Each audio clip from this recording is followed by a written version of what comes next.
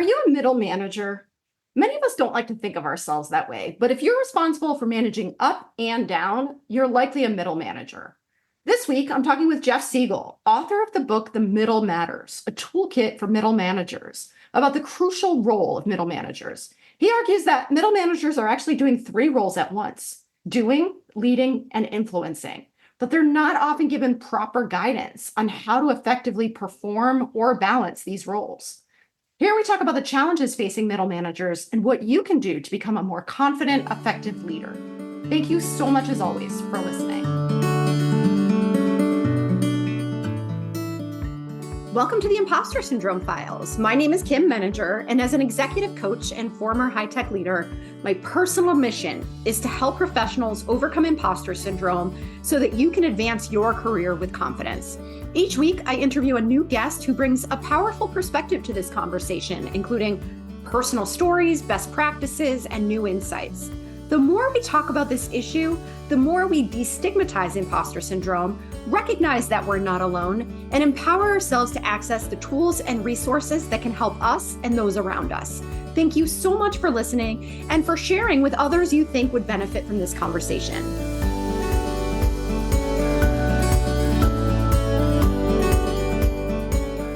Welcome, Jeff. I'm really excited for our conversation today, and I would love to start by inviting you to introduce yourself. Well, thank you. And thank you, Kim, for having me. So I'm Jeff Sigel.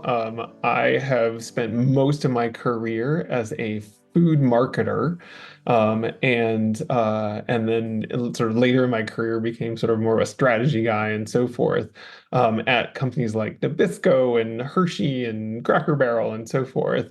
But all the while I was doing that, I really became super interested in the topic of management and leadership and coaching people and how to help people kind of become great in their roles, particularly in the middle, which is where most of us spend most of our careers. And so I have sort of shifted gears in the last year to being more of a business coach, leadership coach, and also about to be an author. So I have a book coming out very, very soon called The Middle Matters, a toolkit for middle managers. So that's me in a nutshell. I love it. And I just have to say, as an aside, I had so much imposter syndrome when I was working in corporate because I didn't understand the technology. And I just wonder what my career would have been. Not that the work isn't hard, but like when I used to think, oh, wouldn't it be so much better if we sold chocolate? When you said food, I was like, I can understand chocolate and crackers. I couldn't understand the software and the hardware. It's funny you say that because I feel like no matter what you work on, there's always some level of nuance and technicality that you've never thought about. But there are a lot of things that are really fun about selling chocolate. I can't complain. So. In fact, I think my kid's favorite title that I've ever had was when I was the director of Twizzlers and Jolly Ranchers. So that's a pretty cool thing to have on your business card. Absolutely. I love it. And I want to hear more about what brought you to a place where you wanted to write about middle managers, because I think, we sort of, those of us who have been in that role and, we see a lot of conversation around the challenges there about like, well, what drew you to thinking this is a problem I really want to do a deeper dive into? So I'll start the answer to that question is a little bit on a personal note, which was that during the pandemic, when everyone else was making sourdough and quilting, I started writing.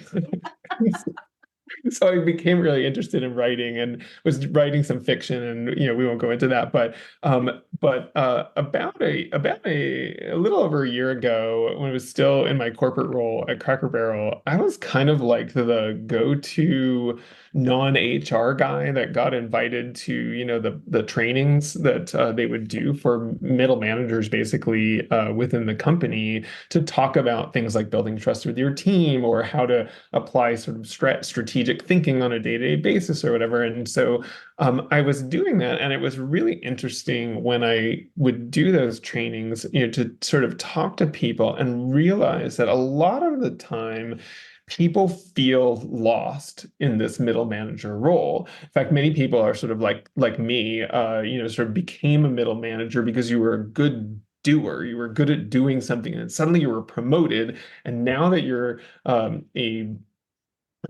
you're a manager of people, but nobody really gave you any kind of instruction manual of how to do it.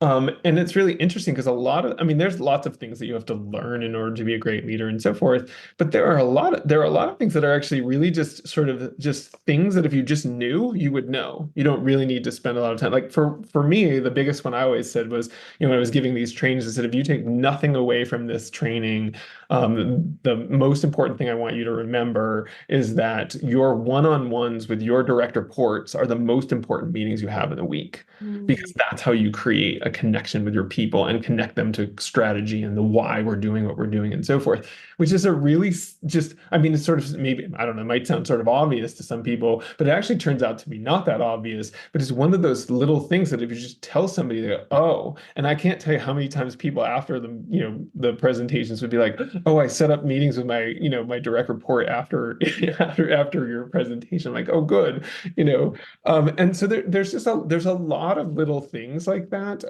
that I feel like are just, if people just knew. And so in some ways I was almost writing the book that I wish I had had, back when I became a middle manager for the first time. And so there's a whole structure to this book that's really built around this really fundamental idea that the middle manager role is complicated because it's really three roles in one. That the middle manager is a doer, a leader, and an influencer, all at once. And that once you start to understand that you have these three roles, there are just some very basic skills that you can learn that help you, be a good doer, which is really about managing up and building and building your credibility with your boss. Being a leader, which is really about how you manage your team and how you get the most out of them. So about building capacity. And then influencing is about how you work with the people sort of that are at your same level, your peers or the people above you that don't report to you, and how do you get commitment from those folks to your ideas? And so really that was what I was thinking of as I sort of started to write this book was, hey, there's all these people that are, that I've been, in these training classes with or whatever, that really seem to be hungry for some just basic understanding. And if I can just help them have a better framework and give them some basic tools, a sort of a toolkit, if you will, that will allow them to just be better at their roles and better understand what it is they're trying to do. I love that you lay out the three different roles, because I think it's really easy for people to maybe focus on one or two, maybe, but usually not all. And especially if you're not given proper direction. And like you said earlier, a lot of people are promoted because they're really good individual contributors. So they're probably really good at the doing part, right? Not necessarily the influencing part in particular. And so where do you think middle managers struggle most when it comes to those three roles, or does it depend on the person? It's a really good question. It probably does depend on the person a little bit, but I think the first place that people struggle with when they go from being a doer, doing accounting or marketing or software engineering or whatever, to being a leader is this incredibly important mindset shift where they start to understand that the work of their job is to lead once they have people that work for them. And so often what you have, actually, I was talking to somebody recently who was telling me the story. This woman that used to work for him had called him up and said, hey, she's now in a new role in a new company. And she had said to this person, she said, I really love my new job. I just don't love the people stuff. And it was like, wait a second, the people stuff is your job. And this is really interesting thing that happens when you become a leader is you are so used to doing that you feel like doing is the only work. The analogy I like to use is a little bit like saying, well, an air traffic controller isn't doing anything because they're not flying the plane, right? This is a really interesting thing, by the way, that happens in the restaurant industry. And I've never been a restaurant manager, but I have been, worked at Cracker Barrel for many years, and so I was around a lot of restaurant managers. And one of the things you hear about is this tendency for uh, restaurant managers when things are getting crazy and chaotic, and there's the kitchen is slammed and whatever, the natural inclination for the manager is to jump on the grill, right? Mm. Because if at least I'm doing something and I'm getting stuff done and whatever, except that when you've jumped on the grill in a restaurant, you have given up all situational awareness. You basically now the only thing you can do is flip more burgers. You can't tell the hostess to seat the tables at a different pace. You can't tell the servers to script something different. You've lost all the ability to control. And so that, I think, is to me the biggest challenge that I think people run into when they go from being a doer, into a middle management role where they're now leading people, is this natural inclination to keep doing. Mm. And not recognize that the leading is actually their job, that giving people feedback, that helping them become better at their jobs, that coaching people, those are real work. They don't feel like work because work is, flipping the burgers on the grill or whatever it is. So that to me is, sort of the big thing that I think people really struggle with. I completely agree with you. I see that a lot too. I think people feel like they're, well, especially high achievers who measure their success in very tactical ways, right? It's like Yes. I've gotten this thing done and I'm an expert at this particular task. And so when you now have to get things done through other people, there is that anxiety that comes with, am I doing enough? And how am I measuring my success? And I've had this conversation with a number of my own clients who have transitioned into higher level leadership roles. And they will say things to me like, I used to be really good at X, or I used to know everything about Y.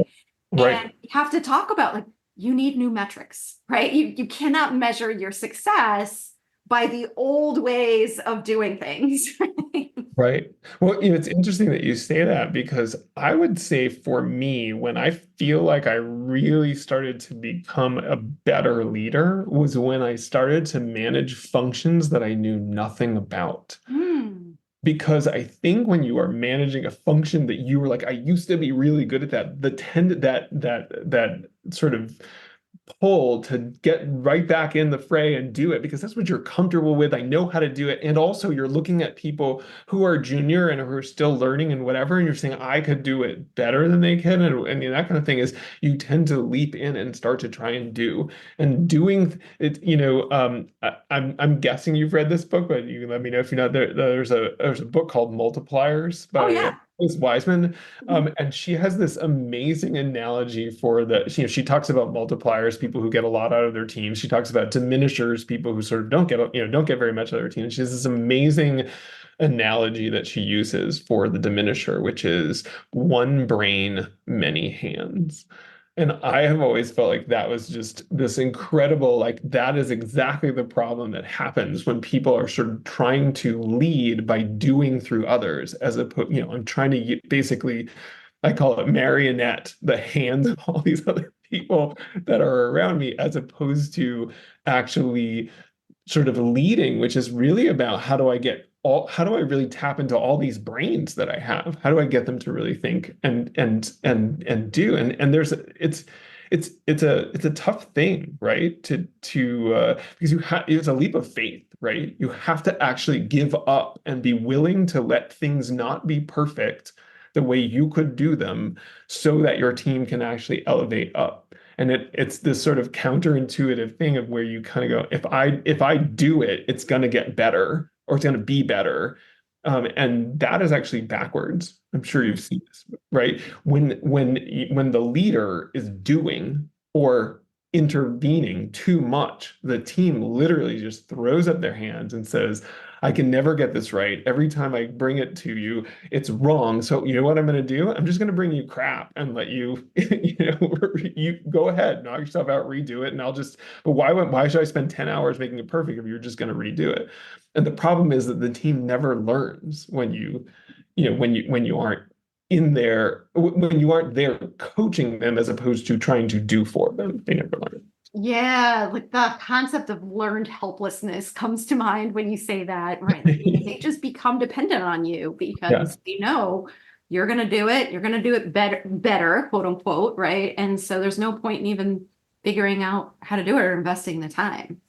Right. And it's a fascinating thing because I run into a lot of people I'm sure you do as well. A lot of times people, their biggest concern with their own boss is that their boss is a micromanager, right? You hear about this a lot. And I'd be interested in your reaction to how you handle those situations. But I often tell people like the way to deal with with a micromanager is actually to lean into the problem. I call it feeding the beast, right? Like if they want all that detail, give them all the detail until they basically say, nope, back off, you got this, right? Because fundamentally it's an interesting thing. Like, why is somebody a micromanager? They're a micromanager because they feel insecure, That's right? They feel insecure about themselves being able to deliver on what they need to do. So they try to, get involved in everything you're doing because anything you do is going to reflect badly on me. And it's not until you sort of go, no, wait a second. My job here is to actually get the most out of this team to build its capacity and move past that sense of, oh my gosh, what's this going to look like to me? That you really start to look at all my team can accomplish. Yeah. And what you made me think of too is what if you're the micromanager, right? Like you don't know maybe necessarily because we're all quick to identify the micromanagers that we've had, but do we recognize it in ourselves? And I think that's really important. Yeah, so it's funny you say that. So I mentioned that I'm about to have this book out in the world, and literally the first story in the preface of the book is a story about me as a micromanager. So it's my first ever direct report. Was a great guy, whatever, and I sort of had become this guy manager, but he was in his view he's ready to be promoted. So I'm sitting here thinking, oh my gosh, I've got this great opportunity to mold and shape this person, and he's like, who's this person? Like, why is he? And he comes into my office one day with this like spreadsheet or whatever, with all these numbers on it, and they're not like ticking and tying the way I want them to. And I'm like, what is going on here? These don't tick and tie. And he literally says to me, is this really the most important thing we could be doing? And not to my credit. I mean, this was, sort of a bad managerial moment. I basically said, no, it's not. But if you got it right, we wouldn't have to do that, which is to say. And it really was the moment that he sort of was walking out of my office, kind of shaking his head, going, oh my God, what is this crazy boss that I have? That I kind of was like, wait a second, I think I'm doing this wrong. Like I'm focused on how he can do for me. Whereas what I really should be focusing on is how I can elevate him. And that was but again, it comes back to that point of going, I literally was going from being a doer. I never had a direct report of any kind in any role that I never had. And I had moved up. And so now here I am leading, and I'm not understanding that my job is now different, right? It's how do I lead? How do I coach? Not how do I do through other people? Yeah. And that is something that a lot of people are not formally transitioned into, right? There's sort of this assumption that, oh, you'll figure it out.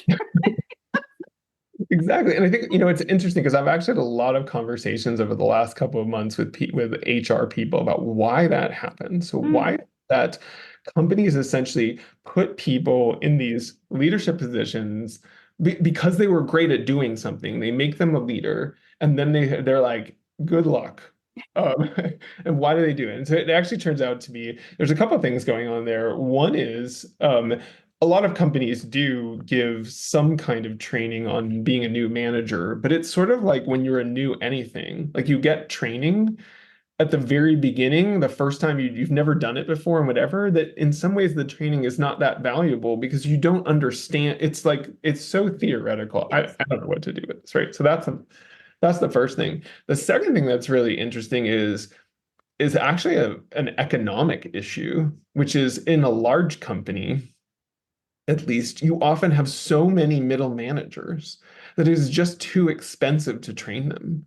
Right. And so companies end up not training them.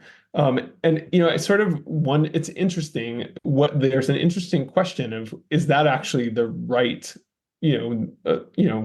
way of thinking about it? Because there may be a very high ROI on actually training your leaders to get the most out of their team. And so they don't train them. And then what happens is, I don't know, you probably have seen this. There's all these articles coming out now about how companies are getting rid of their middle layer and so forth. And I think what's happening is senior leaders look at their managers, and the middle managers are just doing. And they go, well, if my middle managers are just doing, I don't need them. I could pay somebody at the next level down at a lower rate and not have that middle manager. And it's literally the 180-degree wrong reaction to the situation. Because the right reaction would be to say, oh, something's wrong. My middle managers don't know how to get the most out of their team. I need to give them training, not a workshop, but ongoing reinforcement of, this is how you lead, here's how you get the most out of your team. And so it's, but instead they look at it and they go, I don't need these people. And so they get rid of them, which, happens. I feel like, everybody's like, oh, they're getting rid of middle managers. I mean, like, I feel like that's happened about 4 times over the course of my career, where some company is like, oh, we're going to get rid of I don't know, as one company got rid of the directors, another company there was one company where they're like, yep, nobody who has direct reports can have fewer than 6. It's like just trying to flatten the organization. And what's interesting? It never works. No, it never works. Never works. No, you're absolutely right. And they Yeah. end up bringing people. They end up the middle layer like sort of grows back, right? Because you have to have a middle layer. I mean, one thing, you have to have a middle layer because people have to have a path to get to the upper layer, right? You can't go from individual contributor to VP, right? Right. Yeah. And so then we end up with these companies are like, well, there's nobody internally who has the skills to be at the higher level. So we have to go out and hire people from the outside. And then you start to lose things like the organization doesn't really understand, what it's about anymore. And the history is lost and all those kinds of things because they're so busy trying to get rid of this layer and not get to the root of the problem, which is the middle layer is fundamental to getting the most out of the business. Those people are the people that are the conduit from senior leadership to the rank and file to make sure that the strategy and all the big ideas or whatever actually getting through. Otherwise, what you end up with is a bunch of people just doing stuff at the sort of functional level. They're just doing stuff and it drifts. It becomes really disconnected. That's such a good point. And I want to go back to something that you said earlier too, because I think this is really interesting, but also an area where people have a lot of self-doubt. And you had said that you actually found it better to lead functions that you didn't know anything about because of that it removes that temptation to jump in. But I think there are so many people who feel like I can't lead a team if there are people on it who are smarter and more experienced than I am, right? Yeah. There's that fear factor, right? Or the fear factor of like, well, so it's interesting. I'm gonna take a slight aside and I'll come back to your question, which is to say, so I believe that when you are a really great leader, you train your team to function without you. That the best leaders are like literally their team can function and even if they weren't there, right? I had a great leader that worked for me in my last company who just went on a really long vacation because her son was in the military and was home from Asia or whatever. And it was like we were in the middle, like sort of like a crisis moment, and her team did not fall apart. They were totally on top of it. It was fine. We were all good. I probably had a little bit of like anxiety, but we got through it and they were able to do it. And when she came back, I said, that's a sign of a great leader when you go away and things don't fall apart. But I think, what happens is that people become really uncomfortable with that. To go back to your question, is I'm really uncomfortable with the idea that I'm going to train people to do my job because then what do I do? Right. Right. And so you're this fear of if I'm not doing, if I don't have my hands in things, if I'm not interfering, if I'm not, quote, making things better, then what is my job? And the answer is your job is to make sure that there is a culture that is supportive of people's learning and growth, right? Your job is to coach people to help them become better at doing what they do. If you have people leaders reporting to you, it's to talk about the people that work for your people and have a conversation like how do you elevate them? How do you get the leaders that report into you to be great leaders?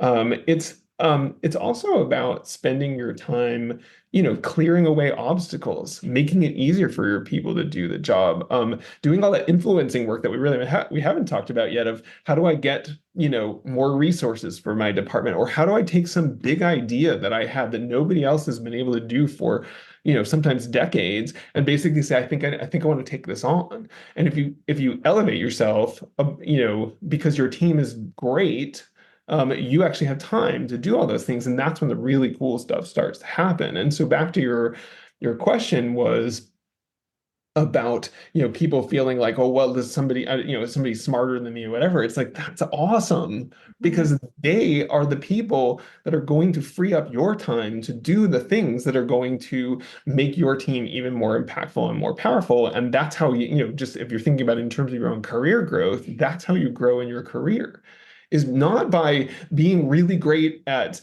marionetting people to do all the things that they need to do, but creating a team that can function with, even when you're not there, so that you can do bigger and better things. You can take that team to the next level. You can basically, I mean, this is how sort of funny, like, in my career, it's like I often would pick up like functions in my area because I was known for basically fixing problems, right? And so I would end up, somebody would give me, I don't know, like at one point, like I had, I was the marketing guy and I had, home office facilities was put under me, or guest relations was put under me, or I started to build a data analytics function or whatever, because um, I suddenly, I had the capacity to do it, not because I was able to do so much, but because I was able to get so much out of my team. And that's where I say, back to back to your question, is about how that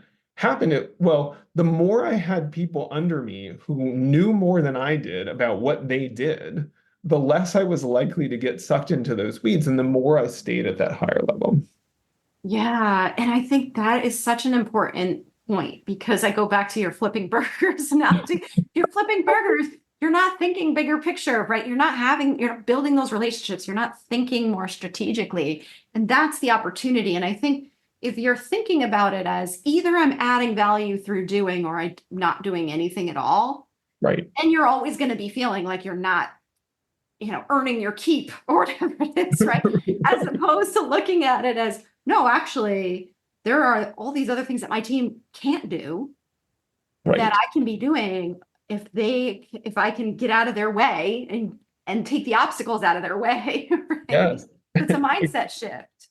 Yeah, and it is a huge mindset shift. I think it sort of goes back to, the point about that's why that's the hardest piece of moving into that middle leader role is, people get into that role and they are profoundly uncomfortable because they haven't been trained to do the role and they don't understand it. And they feel like they are becoming irrelevant if they, make the team great, if you will. And so they feel like they have to stay involved. And I actually think, I don't know if you've run into this, but when it's taken to its extreme, you will sometimes even find people who essentially, somebody re recently referred to it to me as catastrophize. Hmm. That is, they almost create crises because it's like I'm good in a crisis. That's how I got, to Oh, be a leader. interesting. And so I create a crisis so that I can remain valuable. And then I keep demonstrating how great I am because I'm always saving the day, right? Mm. And the interesting question is, well, what if you didn't have to save the day because you you You actually prevented the crisis. you prevented the crisis from happening in the first place? Exactly. And so, what responsibility or opportunity do you see for senior leadership to better set expectations with middle managers around what their role is? Because I think, I have these conversations as part of coaching calls and Right. presentations that I'm doing. Well, really, within an organization, this message should be clear and consistent, and I don't think that's happening. No, Right? I don't think it is either. And I think, part of the problem is that we have a we meaning the general we, very, very narrow view of what leadership is. Um, Whether it's the middle managers who are leaders for the first time or the senior leaders, and this very narrow view of like leadership is I handle crises well, I'm very decisive, I get things done, whatever, and all those sorts of things. And part of the problem with that very sort of decisive, dominant leadership model is that it's great in a crisis, by the way. Absolutely. You do this, whatever. But what it isn't great at is sort of thinking long term. How do I get more out of the team? How do I create processes that expand people's capacity? How do I get my team to just be able to function better is a different mode of leadership. And I think that's the problem that you run into with often with senior leaders is that they've grown up in a world where that sort of dominant, just do what I say, decisive kind of leadership is really the most rewarded. And they look at their career and they go, well, this is what got me here, so this Yeah. must be right. And Mhm. so they then look at it and go, you know what? The people who are sort of down there trying to, build processes or train their people or whatever, that's just a bunch of that's just fluff. That's a Mhm. waste of time. I didn't need any of that. I just figured it out. They just need to figure it out. And that's, I think, the biggest problem we run into with the senior leaders is to get them out of this mode and say, hey, this is not the only way that you can lead. I will bring in just because I just binge watched it and in like super over the last couple of weeks is Ted Lasso. Um, Yes. I mean, Ted Lasso is an amazing leadership, sort of parable, if you will, because he uses a totally different approach to leadership. But if you look at it, I mean, he takes time to get where he's getting, but he gets much further than anyone could get. And so I don't know, maybe we should make Ted Lasso required viewing for I agree. senior I leaders. agree. You're absolutely right. I wish that were seen as the, sort of profile of good leadership, as opposed to some of the old-fashioned, old-school leaders that we hold to that. Well, it's funny because it is view. I think the reason people tend to not like that kind of leadership is because it's slow, because they Mhm. want results immediately, right? I mean, that's just to stick with the Ted Lasso thing, right? I mean, he basically was like he had a plan. His plan wasn't we're going to win this game and then we're going to win the next game, or whatever. His plan was we're going to make this team better and better and better over time. And Mhm. it's that approach to leadership is viewed as very slow. It is, and what's interesting though is it actually probably, or it actually, I'm saying actually and probably, it is almost definitely faster because in the long run, if you just say, I actually called it, I'm jumping around my metaphors here for a second, but I call it green eggs and ham, right? When you say, when you say to somebody, do this, and they come back and it's wrong, and you say, no, that's wrong, but you don't tell them why it's wrong.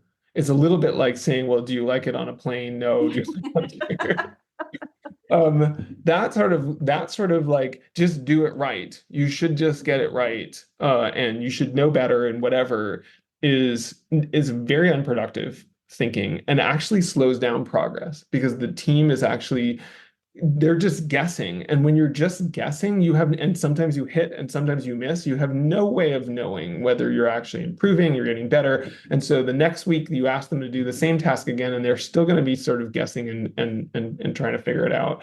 Whereas if you are methodically trying to elevate them, help them understand, help them be better leaders, help them, sort of grow and elevate themselves, and do, frankly, your job and get them to think like you when you're not around, then they become really great.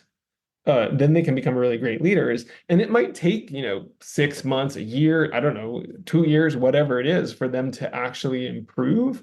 But the green eggs and ham approach, they never improve. They never improve. Yeah, right. They never learn what's the better way to do it.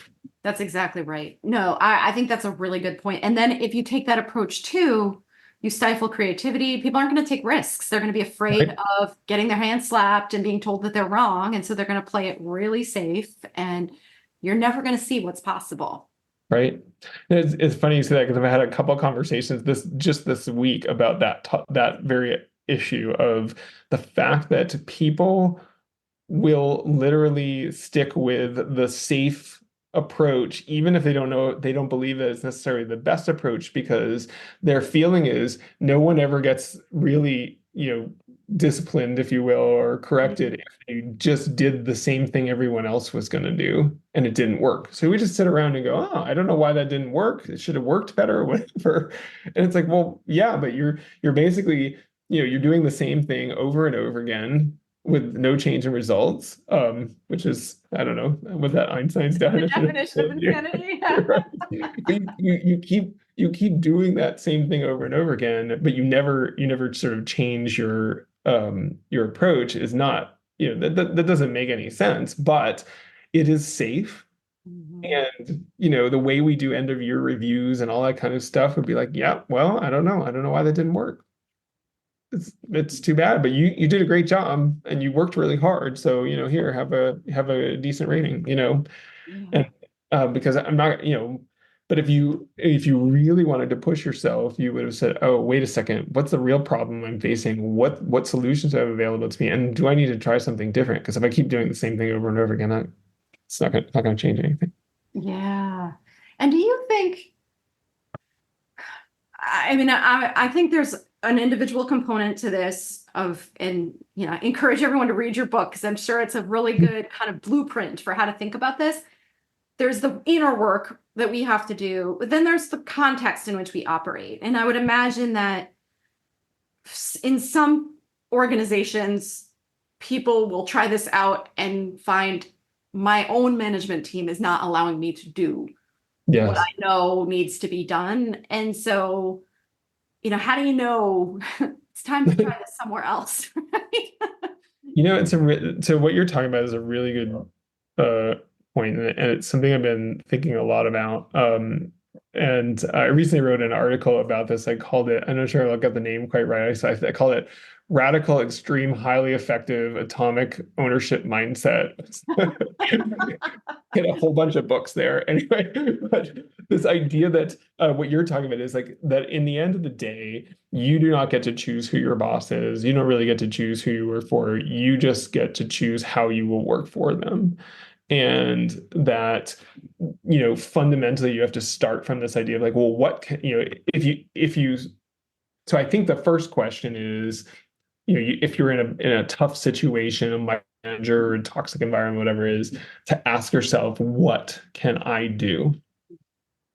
Like, I can't I always tell people I think the word should is like the worst word in the English language, because nobody, you can say should all you want, but they're not going to do it, right? So the question is, what are you going to do? How are you going to take, charge of the situation and change it? And so this is where, like, what are all the ways that you can change? How can you be a different doer? How can you be a different leader? How can you be a different influencer and really try and change the people, not change the people around you, but change your circumstances. And that was fundamentally, by the way, where the book came from, was this idea of this thing that I feel like it took me like, 20 something years to learn, which is, in the end of the day, you get to decide. You have to choose. There's always a choice that you can make. And that the longer you spend thinking about what other people should do, the more you end up in this sort of victim mentality that doesn't really get you anywhere. Said, I believe that when you come to the conclusion, when you've done all that work and you've tried all those things and whatever, and you come to the conclusion that what you should do for you and the best way to take charge of your situation is to go find someplace else to work that is a better better for you and for your work style and so forth. I think you have to do it.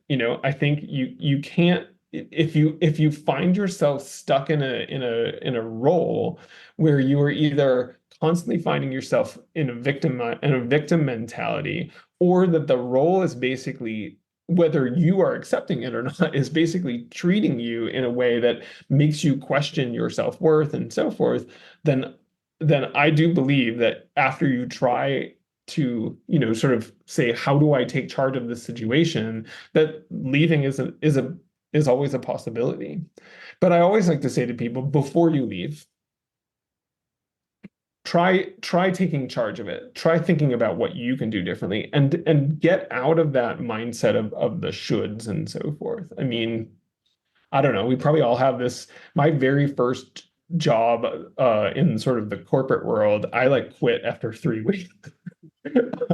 And it was because I just was like, oh my, this, like, I had this boss that was like micromanaging me, whatever. And I wish, and it's funny because I was still there 3 months later. I don't know, it's a long story I won't go into. But what I wish I could have gone back to myself back then and said, you know what, if you just stick it out and not worry so much about, I think for me, it was this just constant sense of anxiety because I had this micromanaging boss that I was doing things wrong and that I couldn't figure out how to do things right. And if I had just understood, like, first of all, 90% of that wasn't about me. It was about the insecurity of the person I was working for. And that if I just did it, if I just had fed, like I said before, like, you sort of feed the beast and basically say, here's all the detail you're asking for, here's the changes you want, whatever, that I would have actually gotten to the point where I had overcome that behavior from my boss, because my boss would have started to trust me.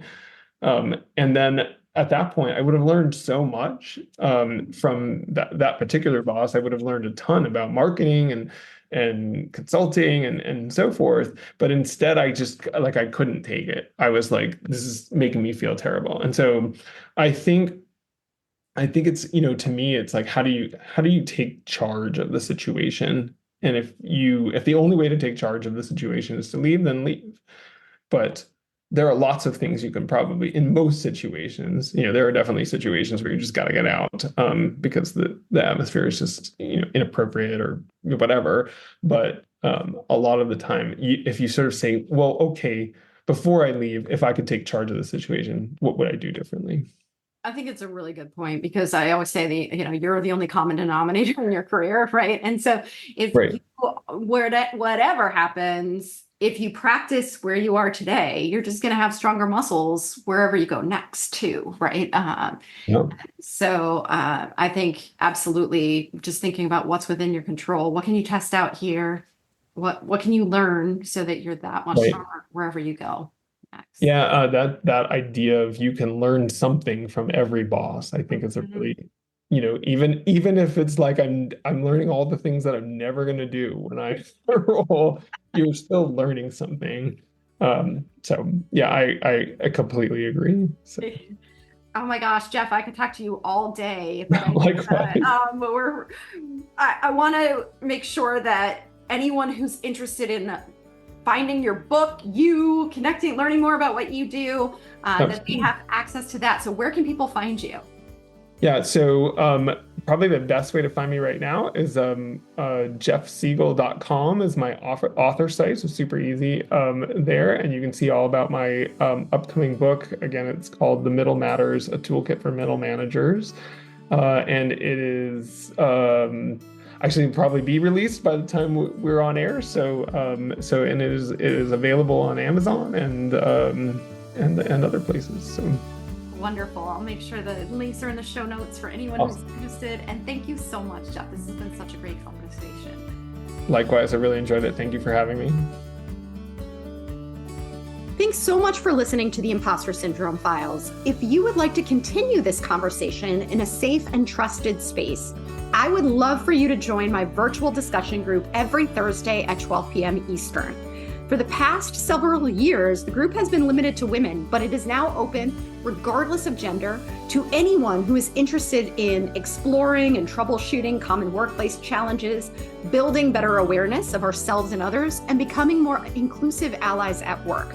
Check out the show notes for more info on how to find us, and please join us next week for another episode of the Impostor Syndrome Files.